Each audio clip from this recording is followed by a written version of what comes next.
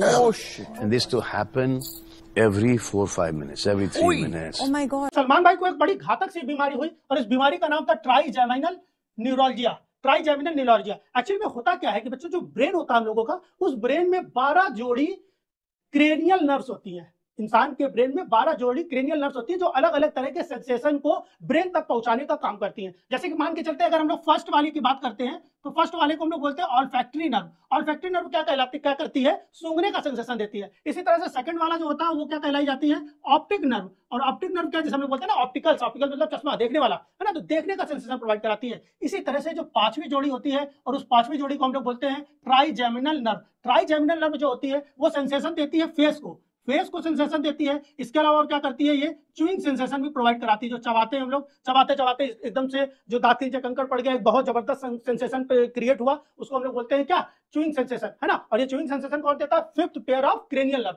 Actually में इस disease में होता क्या है?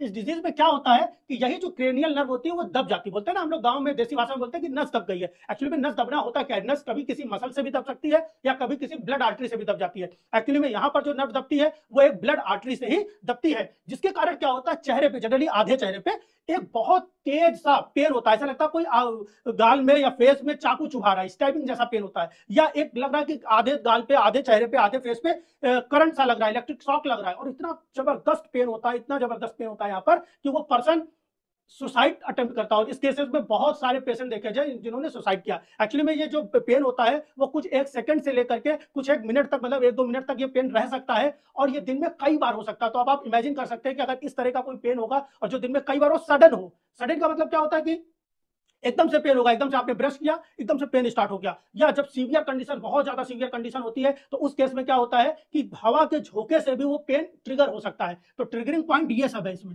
ठीक है। अब होगा क्या एक्चुअली में, ये अगर हम लोग बात करें मेडिकल लाइन में, तो एक्चुअली में ये कैसे होता है? तो जो क्रेनियल नर्व होती है या कोई भी नर्व फाइबर होता है, वहां पे जो नर्व्स होती हैं उनमें क्या होता है? न्यूरॉन जो होता है, न्यूरॉन के चारों तरफ, नर्व्स को क्या बोलते हैं? न्यूरॉन, ठीक है। यहाँ पर तो न्यूरॉन के चारों तरफ क्या पाया जाता है?